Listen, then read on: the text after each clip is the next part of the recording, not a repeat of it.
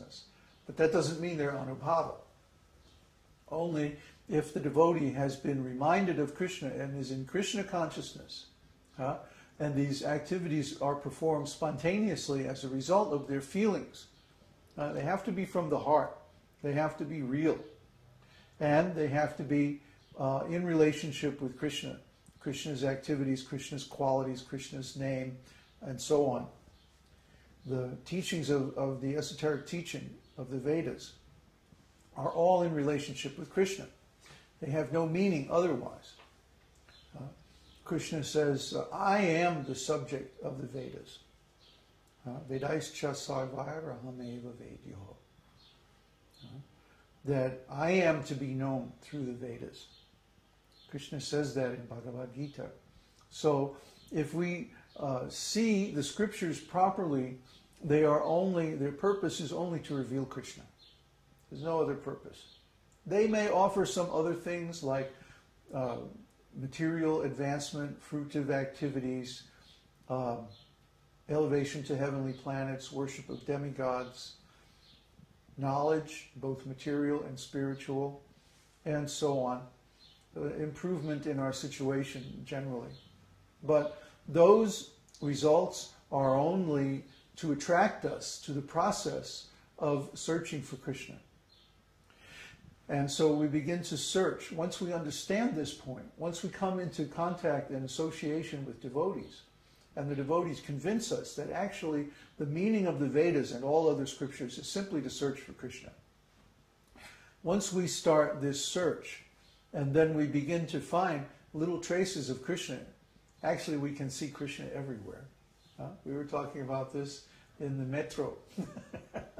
Yesterday we were going downtown to buy vegetables and stuff. And we were in the metro. And what was it you asked me? How can you see Krishna? How can the devotee see Krishna?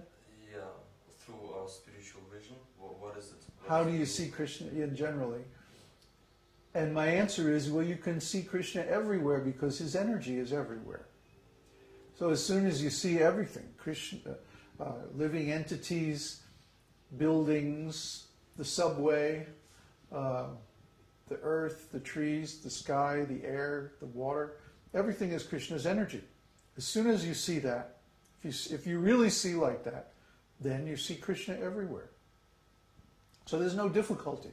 Prabhupada used to say, what is the difficulty? What is the difficulty?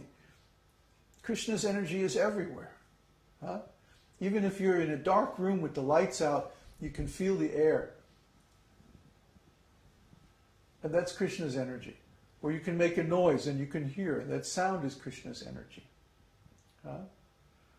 Or the life energy that courses through our body. That's Krishna's energy, prana. Or anything that you can see, sense, feel, touch, smell, or think of is Krishna's energy. The mind is also Krishna's energy. Everything is Krishna's energy. So when we start to think like that, then we can see Krishna everywhere. But specifically, there are many examples of activities, such as dancing. We haven't got much into dancing yet, because I'm still trying to train up the devotees to do kirtan nicely. Now, once they get to the point where they can do kirtan with rasa, then we're going to go to the dancing stage. And that's when things get very interesting. So we're just waiting for that. It's coming soon. Rolling on the ground. Well, we haven't seen too much rolling on the ground around here lately. But here's a nice example from the scriptures. In 3rd canto, 1st chapter, 31st verse of Srimad Bhagavatam, Vidura inquires from Uddhava, "My dear friend, is Akrura in an auspicious condition? He is not only a learned scholar and sinless, but he is also a devotee of Lord Krishna. He has such ecstatic love for Krishna that I have seen him rolling upon Krishna's footprints in the dust as if bereft of all his senses." The story is, Akrura was sent by Kamsa to go get Krishna, to bring him to Kamsa's palace for the wrestling contest. The idea was the wrestlers would kill Krishna. Anyway, Akrura was very excited about this, and he began to drive his chariot toward Vrindavan. And if you've ever been to Vrindavan, the road from Mathura to Vrindavan, it goes across this bridge, across the river, Jamuna. And as soon as Akrura crossed the bridge of the Jamuna, and was on the Vrindavan side, he saw Krishna's footprints. He saw Krishna's footprints in the dust of Vrindavan. And as soon as he did, he got down off of his chariot and he just rolled in the dust. Krishna. He was such a great devotee of Krishna. And then he went to take bath in the Jamuna at that place. And he saw Lord Narayan and all the demigods and the spiritual world within the waters of the Jamuna. So that's a very nice story. Why not? I had a similar experience in Navadvip, or Mayapur actually. The island of Mayapur is one of the 9 islands of Navadvip. Navadvip means 9 islands. And Mayapur, where Lord Chaitanya took his birth, was one of those 9 islands. And that island is where the ISKCON Center is located. So at one time I was the headmaster of the music department in the university that they have there. That's actually a school. Anyway, one day I was going to Navadvip for some business. I forget exactly what it was about. I had to cross the river. Since all these different dweeps are islands, they're separated by rivers. And some of the rivers are small enough that you can swim across. But the Ganges River is well over a mile wide at that point. And it's full of crocodiles and dolphins and all kinds of things. It's really wild. So you have to take a boat. So there I was waiting. There's in the ghat, the place where the boat docks. There's a tea shop. So I was just sitting in the tea shop waiting for the boat to come. And I had many strange experiences in Mayapur because it's a very spiritual place. So I was sitting there, and all of a sudden I looked at the local inhabitants just walking back and forth on their way here and there, and I could see that they all had 4 hands, like the inhabitants of Vaikuntha. And Bhaktivinoda Thakur had written about this. He said we should see the inhabitants of Mayapur and Vrindavan as inhabitants of the spiritual world with 4 hands. And now here I was, only 100 yards from Bhaktivinoda's Samadhi house,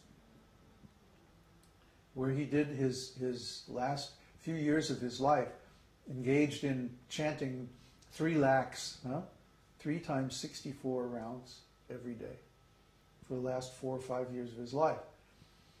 And there I was, and I saw this. And then I was like, wait a minute, what's going on? I got up, and I walked outside, and I could see with my regular eyes the Ganges. And it's kind of a sandy, like a sandbar that goes out into the Ganges, where the Jalangi River joins the Ganges. And that's where the boats come. So I could see that with my regular eyes. But with spiritual vision, I could see these enormous steps going up, like miles into the sky, like a bathing ghat in India, but enormous and golden, all golden, and with beautiful golden temples all over here and there. And all these very beautiful people were coming down and bathing in the Ganges there at the place where Lord Chaitanya appeared in this world. So I was rolling in the dust. Yeah, everybody was looking at me like, crazy Angreji. Pagal. So, singing loudly is something that devotees do a lot. We like to sing loudly about Krishna's glories. And stretching the body. Sometimes the devotees will stretch, they'll just feel like, it's like almost like we're trapped inside the body and we have to stretch it out, make it bigger or something. Once Narada Muni was chanting, it's described in the scriptures, and he became so ecstatic that he stretched his body so much that his sacred thread broke. Yeah. So that's a real